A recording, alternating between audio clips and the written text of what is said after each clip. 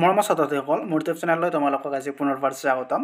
আজি তোমালোকৰ বাবে ক্লাছ 7ৰ ছ'চিয়েল ছায়েন্সৰ অধ্যায় নম্বৰ 1ৰ ভূপৃষ্ঠ সময় গণনা নামৰ পাঠটোৰ সকলো পাঠ ভিত্তিক প্ৰশ্ন উত্তৰ তোমালোকৰ বাবে লৈ আহিছোঁ।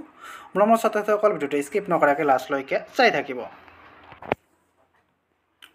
অনুশীলনীত 1 নম্বৰত দিয়া আছে চমু উত্তৰ দিয়া। ইয়াৰ ক নম্বৰ কুৱেশ্যনটো হৈছে দ্ৰঘিমা ৰেখাৰ সৰ্বমুঠ সংখ্যা কিমান? ইয়াৰ উত্তৰ হ'ব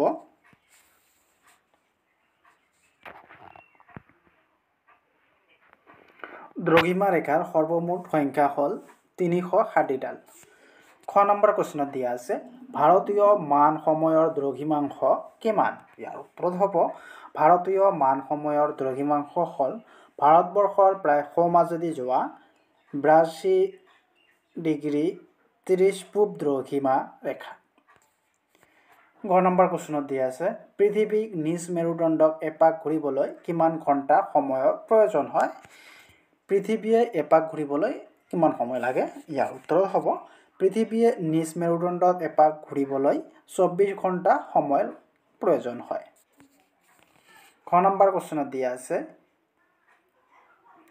গ্ৰীনিজৰ ওপৰেৰে কল্পনা কৰা প্ৰাথমিক দ্ৰঘিমা ৰেখাৰ স্থানীয় সময়ক কি বোলে? ইয়াৰ উত্তৰ হ'ব গ্ৰীনিজৰ ওপৰেৰে কল্পনা কৰা প্ৰাথমিক দ্ৰঘিমা ৰেখাৰ স্থানীয় সময়ক গ্ৰীনিজ মান বা সময় বোলে।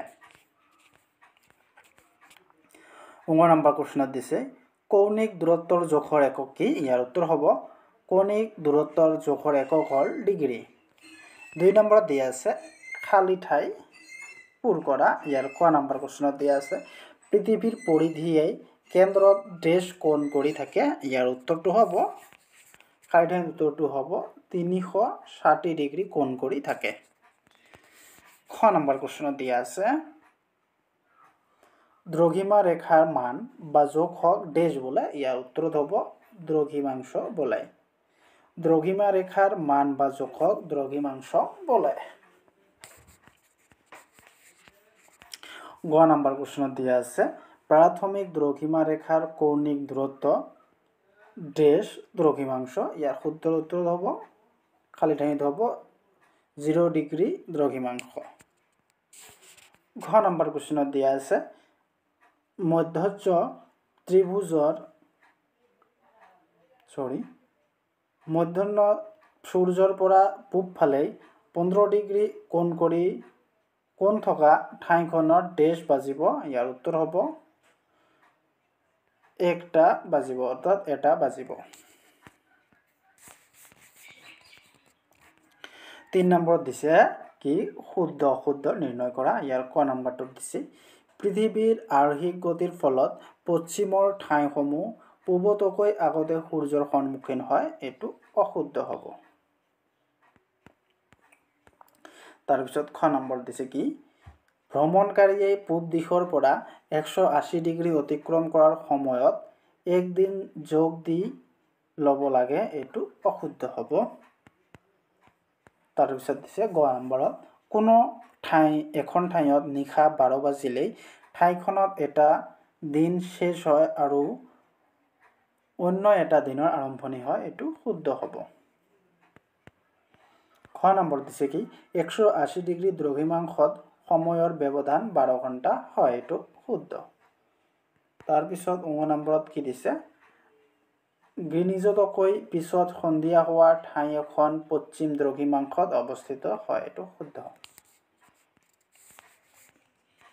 তাৰপিছত 4 নম্বৰত দিছে শুদ্ধ উত্তৰটো বাছি উলিওৱা। ইয়াতে শুদ্ধ উত্তৰটো আছে, তোমালোকক বাছি উলিয়াব দিছে। ক নম্বৰ হৈছে ভ্ৰমণকাৰীয়ে গ্ৰীনিজৰ মান সময় অনুসাৰে গ্ৰীনিজৰ পশ্চিমে গ'লেই সময় লাভ লোকচান হোৱা বুলি অনুভৱ কৰা হয়। এইটো শুদ্ধ হ'ব সময় লাভ অনুভৱ কৰে। সময়ৰ লাভ হোৱা বুলি অনুভৱ কৰে। খ নম্বৰত দিছে গ্ৰীনিজতকৈ মুম্বাইত আগতে সূৰ্যোদয় হয়, গতিকে মুম্বাই পূব নে পশ্চিম দ্ৰঘিমাংশত অৱস্থিত? ইয়াৰ শুদ্ধ উত্তৰটো হ'ব পূব। মুম্বাই পূব দ্ৰঘিমাংশত অৱস্থিত। গ নম্বৰত দিছে কি প্ৰাথমিক দ্ৰঘিমা ৰেখাৰ পূবৰ প্ৰতি ডিগ্ৰী দ্ৰঘিমা ৰেখাত 4 মিনিটতকৈ সময় আগবঢ়া নে পিছপৰা এইটো শুদ্ধ উত্তৰটো হ'ব আগবঢ়া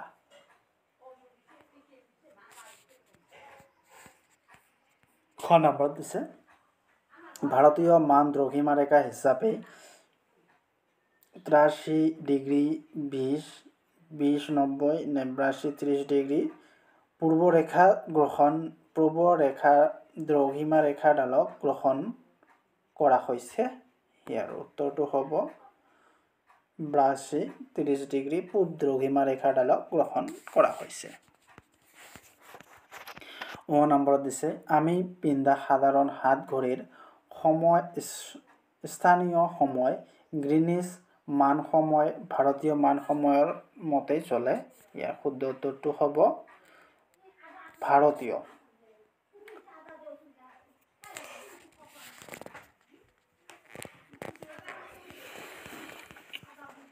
তাৰপিছত দিছে কি পাৰ্থক্য লিখা এইটো তোমালোকৰ ভেৰি ভেৰি ইম্পৰ্টেণ্ট কোৱেশ্চন হ'ব এইটো তোমালোকে ভালদৰে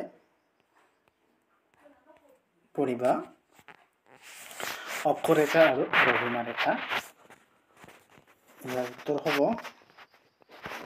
অক্ষৰেখা বিষুৱ ৰেখাৰ সমান্তৰালকৈ পূব পশ্চিমকৈ কিছুমান ৰেখা উত্তৰ মেৰু আৰু দক্ষিণ মেৰু বিন্দুলৈ কল্পনা কৰা হৈছে এই ৰেখাবোৰকে অক্ষৰেখা বোলায় তাৰপিছত আছে কি দ্ৰঘিমা ৰেখা উত্তৰ মেৰু বিন্দু আৰু দক্ষিণ মেৰু বিন্দু সংযোগ কৰি পৃথিৱীৰ ওপৰেৰে যিবোৰ ৰেখা কল্পনা কৰা হৈছে তাক দ্ৰঘিমা ৰেখা বোলা হয় যাক ইংলিছত মেৰিডিয়ান বুলি কোৱা হয় তাৰপিছত অক্ষৰেখাসমূহ উত্তৰ আৰু দক্ষিণ মেৰুলৈ 1 2 3 পৰা 90 ডিগ্ৰীলৈকে আৰু দ্ৰঘিমা ৰেখাবোৰৰ 0 পৰা পূবলৈ 180 ডাল আৰু পশ্চিমলৈ 180 ডাল মুঠ 360 ডাল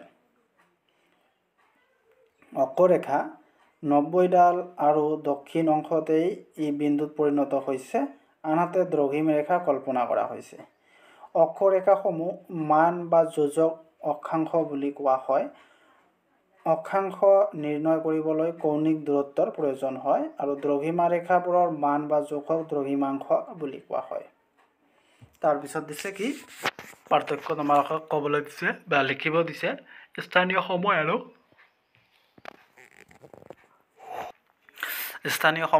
মান সময় স্থানীয় সময় কোনো এখন ঠাইৰ মধ্যাহ্ন সূৰ্যৰ অৱস্থানৰ ওপৰত ভিত্তি কৰি যি সময় গণনা কৰা হয় তাকেই ঠাইখনৰ স্থানীয় সময় বোলে আনহাতে মান সময় কোনো এখন ঠাইৰ মধ্যাহ্ন সূৰ্যৰ অৱস্থানৰ ওপৰত ভিত্তি কৰি যি সময় গণনা কৰা হয় তাকে সেই ঠাইখনৰ স্থানীয় সময় বোলে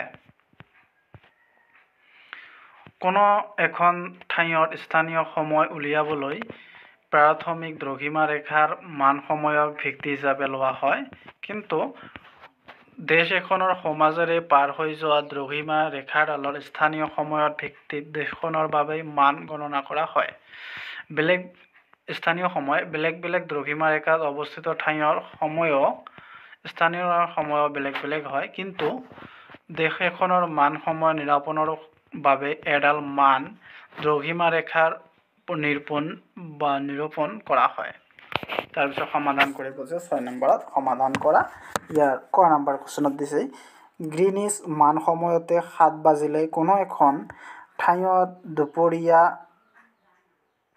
12 বাজে ঠাইখনৰ দ্ৰঘিমাংশ নিৰ্ণয় কৰা ইয়াৰ উত্তৰটো হ'ব ঠাইখন আৰু গ্ৰীনিজৰ সময়ৰ পাৰ্থক্য 12 আৰু 7 সমান সমান কিমান হ'ব 5 ঘণ্টা ঠাইখন আৰু গ্ৰীনিজ সময়ৰ পাৰ্থক্য দিছে ইয়াত 5 ঘণ্টা গ্ৰীনিজ আৰু ঠাইখনৰ মাজৰ স্থানীয় সময়ৰ ব্যৱধান যদি 4 ঘণ্টা হয় তেন্তে ঠাইখনৰ দ্ৰঘিমাংশ হ'ব 15 × 5 সমান সমান 75 যেহেতু ঠাইখনৰ গ্ৰীনিজতকৈ আগতেই দুপৰীয়া হয় সেয়েহে ঠাইখনৰ গ্ৰীনিজৰ পূবত অৱস্থিত এতেকে ঠাইখনৰ 75 পূব দ্ৰঘিমাংশত অৱস্থিত তাৰপিছত খ নম্বৰত দিছে দুপৰীয়া 12 বজাত নিউয়ৰ্কক 75 ডিগ্ৰী চহৰৰ পৰা